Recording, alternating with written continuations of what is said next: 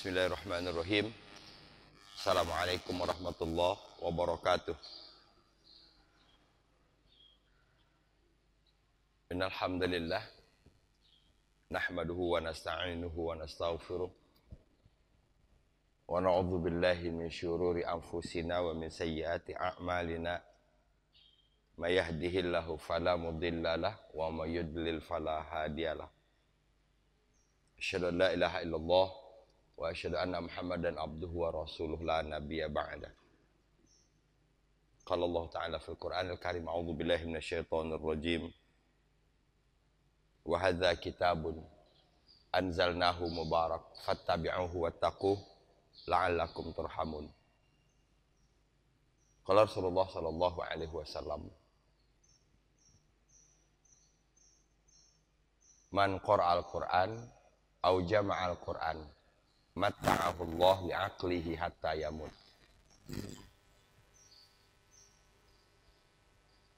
Qala Ibnu Qayyim, tatafawatu halawatuhu fil qulub bitafawuti imani qari'i. Sadaqallahul azim. Ibnu Qayyim mengatakan bahwa tatafawatu halawatuhu fil qulub, ragam kenikmatan membaca Al-Quran ini di dalam hati, bitafawuti imani qari'i, tergantung kepada iman yang membaca. Jadi iman si pembaca menentukan nikmat atau tidaknya baca Quran. Dalam konteks kita bukan berarti beriman, tapi kuat dan lemahnya. Insya Allah setiap pembaca Quran pasti beriman kan? Tinggal lagi iman itu dalam kondisi yang lagi naik atau kondisi turun. Kalau kondisi iman kita lagi naik, maka kita bisa merasakan dampak iman itu apa? Nikmat banget baca Quran. Ya, enak banget. Kalaupun nanti dibaca terjemahannya nyambung satu sama lain. Tapi ada kalanya kadang-kadang ketika iman kita lagi turun, kadang-kadang baru satu ain saja kita sudah kayaknya berat. Itu artinya bahwa iman sedang turun. Nah, ketika iman sedang turun itu satu doanya. Apapun itu. Kalau iman lagi turun, sholat juga pas-pasan, baca Quran juga pas-pasan, doanya cuma satu, Allahumma paksakan. Iya, jadi ketika iman kita lagi turun itu kita harus paksain, jangan gampang menyerah. Ya, jangan gampang menyerah, gitu. Karena kalau kita, aduh, berhenti gitu, itu nanti akan mengiyakan, akan membenarkan itu yang itu. Maka ketika kita lagi malas banget, maka harus punya kekuatan dipaksain. Kalaupun sholat sunnah misalnya, walaupun misalnya sholatnya nggak khusyuk, paksain aja. Ya. Nah, untuk menjaga sehingga ketika turun iman kita tetap dalam kondisi yang terbaik. Jadi tatafawatu halawatuhu fil qulub bitafawuti imani qari'i. Ragam kenikmatan yang dimunculkan oleh bacaan Al-Quran di dalam hati seseorang tergantung kepada keimanan si pembacanya. Maka berarti supaya bacaan Quran kita menjadi nikmat, yang harus kita pelihara adalah jaga keimanan. Nah, salah satu lagi menjaga keimanan itu adalah dengan membaca Quran. Mudah-mudahan mata rantai ini dapat kita selesaikan dengan baik. Kita berusaha mengokohkan keimanan dengan berbagai macam cara, dan kita menjadikan Quran itu sebagai salah satu cara kita untuk memaintain keimanan agar senantiasa dalam kondisi yang terbaik. Kita buka sama-sama dengan basmalah. Bismillahirrahmanirrahim. Terakhir itu kita sampai ayat ke-5. 2 minggu yang lalu kita sampai ayat ke-5, betul? di mana ayat kelima ini tuduhan keji kaum musyrikin terhadap Al-Quran dan Nabi Muhammad SAW, bahwa Al-Quran ini adalah asatirul awalin, iktatabaha, yang yang minta agar dicatat, agar ditulis. Jadi bahasanya seakan begini, Quran itu adalah dongeng yang ditulis. Satu. Yang kedua, tumla alaihi bukrata wa asila. Dongeng yang didiktekan terus-menerus pada pagi dan sore kepada Nabi Muhammad SAW. Tumla alaihi. Jadi dongeng tadi yang dibacakan, didiktekan. Tumla itu imla bahasa kita ya. Kan kalau dulu ada belajar imla itu dikte gitu. Misalnya kita guru membaca bahasa Arabnya, kita disuruh nulis. Ya, benar tidaknya tulisan kita nanti ini oleh guru. Itu namanya imla. Nah, di sini tumla, dibacakan, didiktekan. Apa yang didiktekan? Asatirul awalin, dongeng-dongeng terdahulu.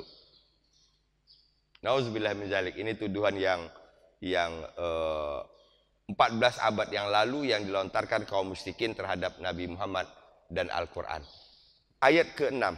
Bismillahirrahmanirrahim. Ini jawaban.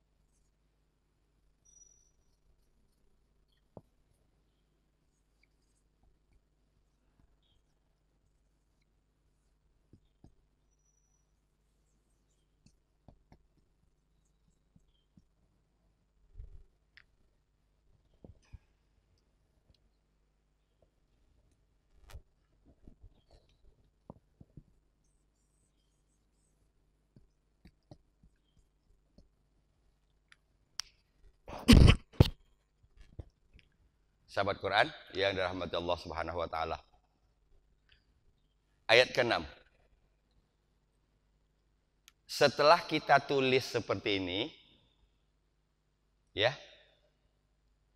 Kemudian kita coba lihat mana yang kita sudah tahu. Samawati wal ard, betul? Ini kata-kata yang sudah yang belajar tadabbur, yang nggak belajar tadabbur pun udah tahu itu. Samawati wal ard, karena banyak di dalam Al-Quran. Samawat, langit, ardi, bumi.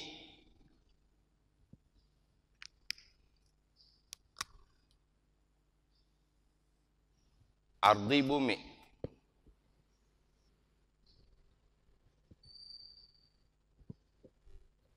Ini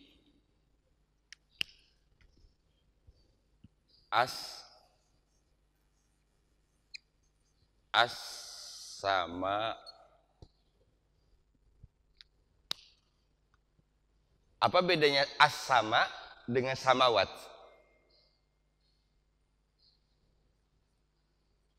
Sama-sama langit kan ini?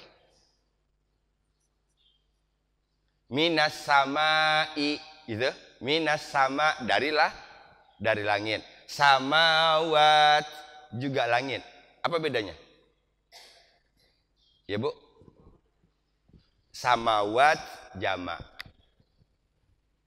Jadi kalau ditanya dari mana tahu jamaknya?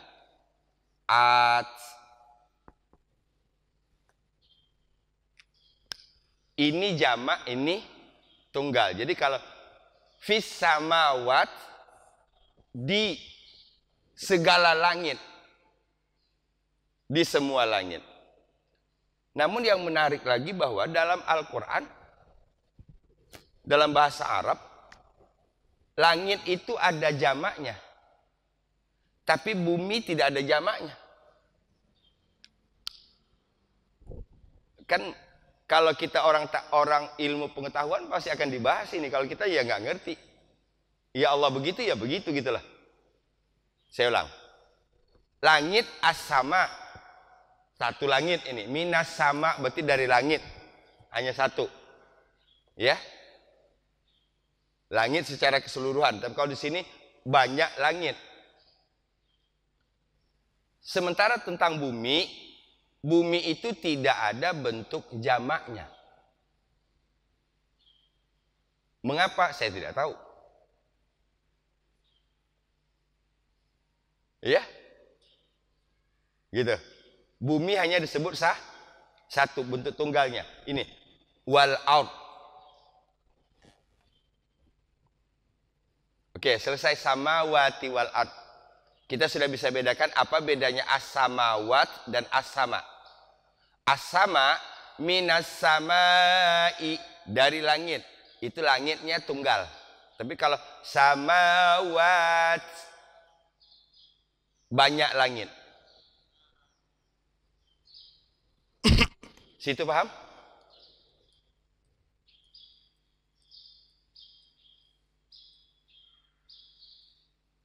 Oke. Kul.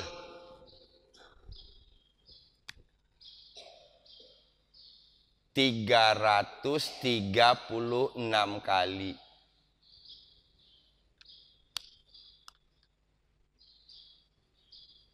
Bapak hafal satu aja.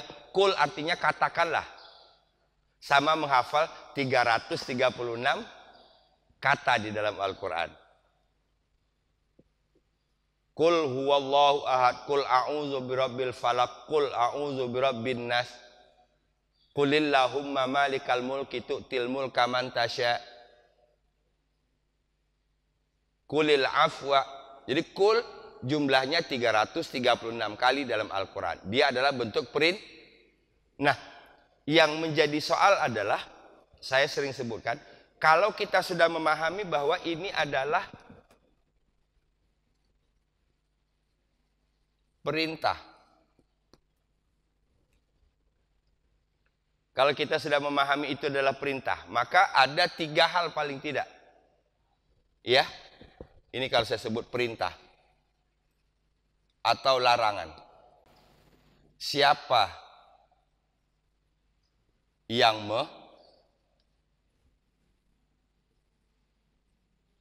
siapa yang di, apa yang di. Faham? Jadi setiap nanti ikra gitu. Perintah. Jadi kalau kita bertemu kata perintah, di sini kita paling tidak ada 3. Siapa yang memerintah, siapa yang diperintah, apa isi perintahnya. Iqra, yang memerintahkan adalah Allah. Yang diperintah awalnya adalah Nabi Muhammad. Apa perintahnya? Suruh membaca. Itu. Setelah itu Setelah kita bisa menjawab 3 ini, maka teruskan sini.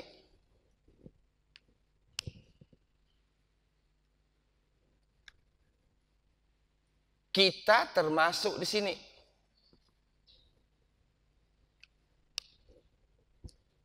Kalau awalnya tadi yang diperintahkan oleh Allah adalah Nabi Muhammad SAW, Iqra. Itu bukan berarti perintah itu hanya khusus untuk Nabi. Gitu. Karena ada perintah yang khusus untuk Nabi, ada yang awalnya kepada Nabi tapi berlaku bagi semua. Jadi ketika bertemu dengan perintah, siapa yang memerintah, siapa yang diperintah, apa isi perintahnya. Nanti ke yang kedua, siapa yang diperintah. Kalau itu diperintah itu Nabi, secara umum biasanya kalau Nabi diperintah maka berarti umat Islam, kaum muslimin termasuk di dalamnya. Berarti ketika kita membaca Iqra, jangan kita asumsikan itu perintah Allah hanya kepada Nabi. Salah. Kalau perintah itu hukumnya wajib kepada Nabi untuk membaca, maka berarti kepada kita pun wajib hukumnya baca. Itu tadaburnya ini. Ini tadaburnya ini. Apa contoh perintah yang paling sederhana? Arti tadi kul.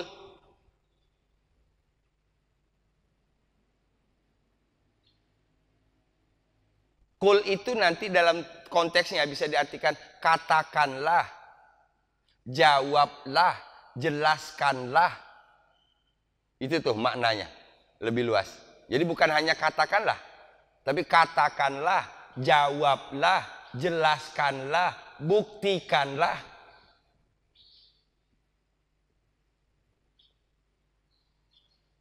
Faham?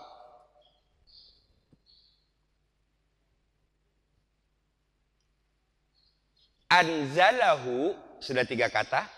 Kul 1, kedua as-samawat. Tadi bahkan kita sudah bisa bedakan apa bedanya as-samawat dengan as-sama.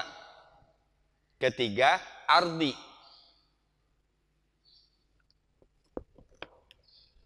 Keempat anzalahu.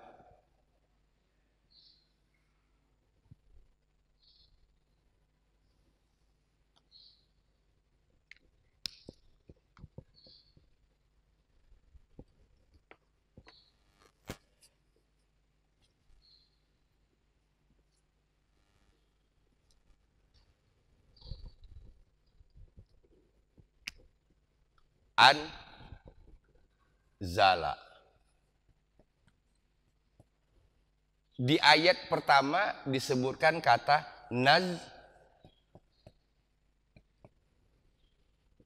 Tabarakalladzi nazzalal furqana ala 'abdihi liyakuna lil 'alamina nadhira. Tabarakalladzi nazzalal furqana ala 'abdihi liyakuna lil 'alamina nadhira. Nazzala. Sementara di sini anzala. Masih ingat bedanya nazzala dengan anzala?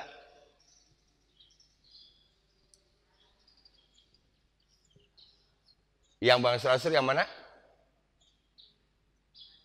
Nazzala. Nazzala ini sama-sama berarti menurunkan. Kedua-duanya berarti menurunkan. Ini menurunkan, ini menurunkan. Kalau ini bedanya, anzala ini menurunkan sekaligus.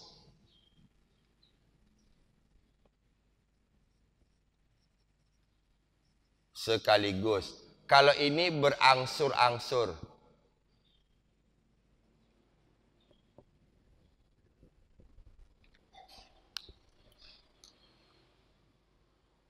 Kan artinya sama-sama menurunkan.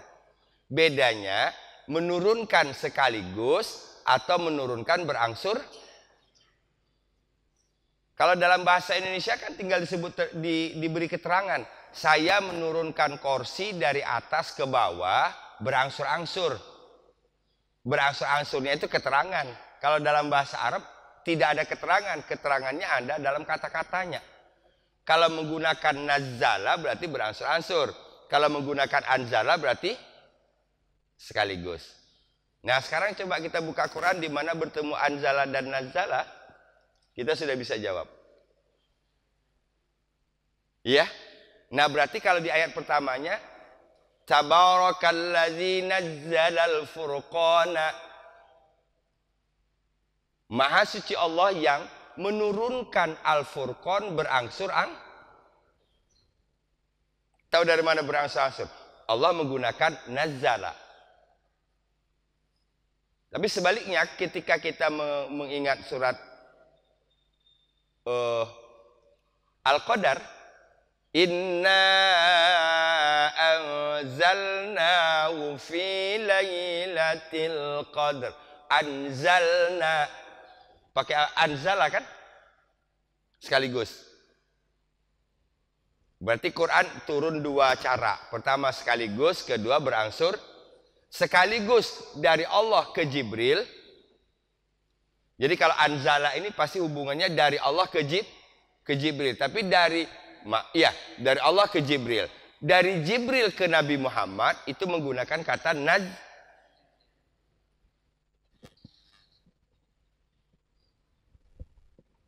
Coba kita lihat lagi dipertegas ayat pertama Al-Furqan. Tabarakalladzi nazzalal furqana ala abdihi. Siapa di sana? Hambanya kan? Hambanya ini maksud siapa? Nabi Muhammad. Maka berarti ini Allah menjelaskan dari Jibril ke Nabi Muhammad. Maka menggunakan kata nazzala. Fahim?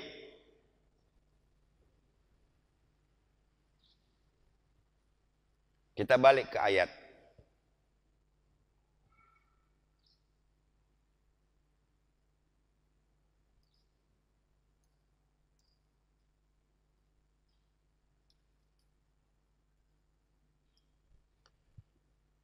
Anzalahu dia telah menurunkannya. Nyanya di sini apa ini? Al-Quran. Nah, berarti kita harus mencari itu. Kata ganti hu ini kembali ke mana? Al-Quran. Kembali ke Al-Furqan. Kul, katakan olehmu ya Muhammad. Jelaskan olehmu. Anzalahu telah menurunkannya. Ini kata kerja. Subjeknya adalah ini. Allazi ya'lamu sirra fis samawati wal. Panjang coba subjeknya. Dari allazi sampai ardi. Ini semuanya sebagai subjek.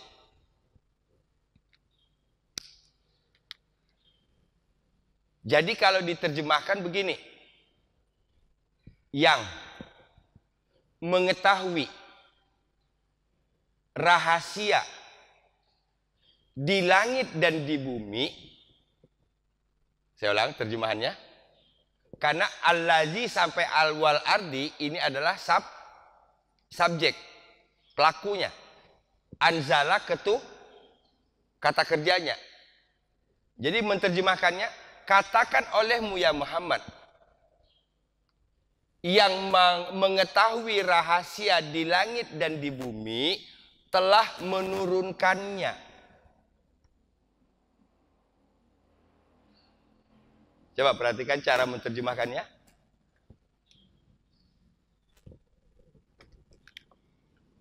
Jadi dari allazi ya'lamu sirra fis samawati wal ard, allazi ya'lamu sirra fis samawati wal ard itu satu rangkaian dan berfungsi sebagai pelaku, sebagai subjek. Yang mengetahui rahasia di langit dan di bumi telah menurunkannya. Nya kembali ke Al-Furqan, Al-Quran.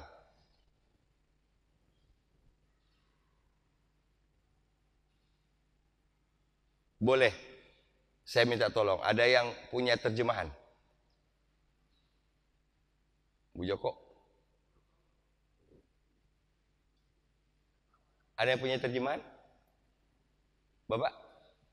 Boleh baca Pak terjemahannya Pak? Agak keras sedikit. Yang ayat 6-nya. Terjemahan ayat 6.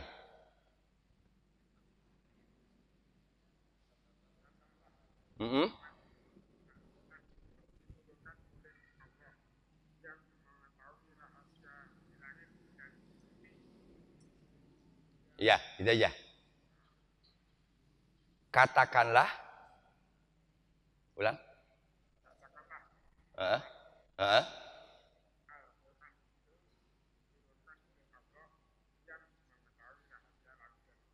Oke. Berarti itu terjemahan maksud, Pak. Ya, terjemahan maksud. Bukan terjemahan harfiah. Itu di situ disebut diturunkan kan? Diturunkan. Nanti kalau kita bawa dari segi bahasa tidak salah itu terjemahan diturunkan. Karena anzala ini artinya anzala ini artinya menurunkan. Ada kata-kata Allah enggak di sini? Enggak ada.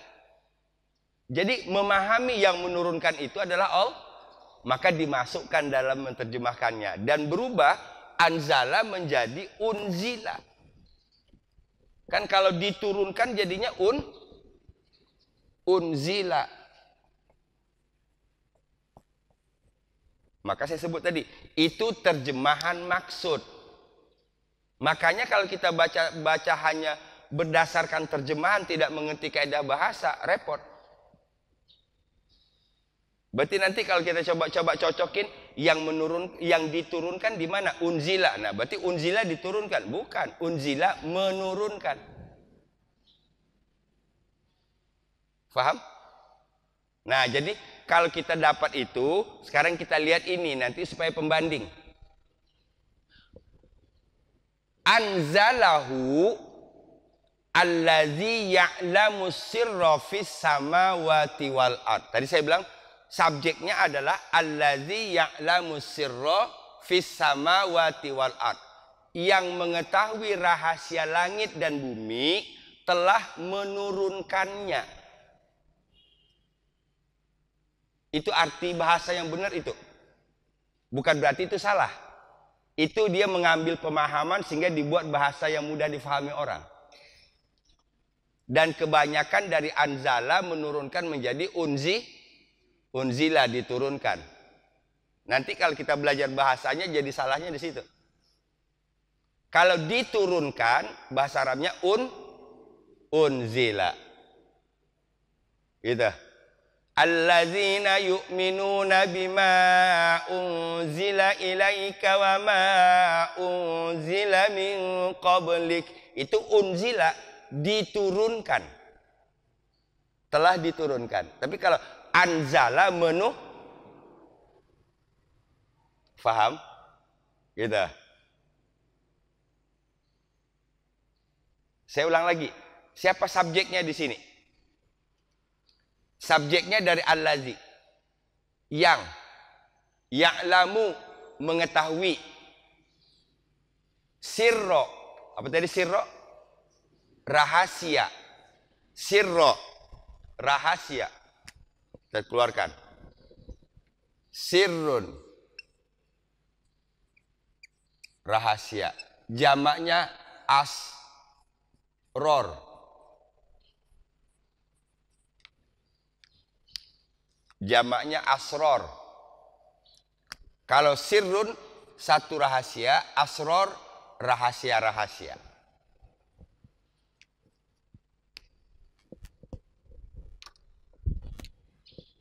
Saya ulang. Allazi yang ya'lamu dia mengetahui sirro rahasia. Di sini dianya adalah Allah. Makanya tadi di situ ada kata Allahnya. Ya. Ya'lamu dianya adalah Allah. Sirro sebagai objek yang mengetahui rahasia. fis samawat, di langit, wal ardi, dan bumi.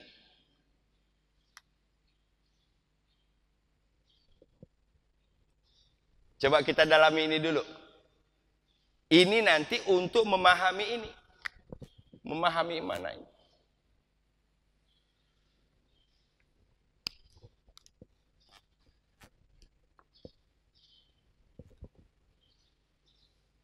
Kalau saya contohkan begini. Yasin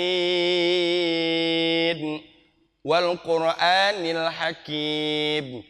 Innaka laminal mursalin ala siratim mustaqim tanzilal azizir rahim. Tanzil, menurunkan. Ya. Siapa yang menurunkan Al-Quran ini? Menurut Yasin, Al-Aziz Ar-Rahim. Faham nggak maksudnya? Ya. Kalau yang menurunkannya adalah Al-Aziz Ar-Rahim, maka berarti unsur Aziz dan Rahim itu ada dalam Quran. Sekarang yang menurunkannya adalah Ya'lamus sirra fis samawat wal ardi. Yang menurunkan Quran ini adalah yang mengetahui rahasia di langit dan di, berarti rahasia langit dan bumi itu ada di, paham maksudnya?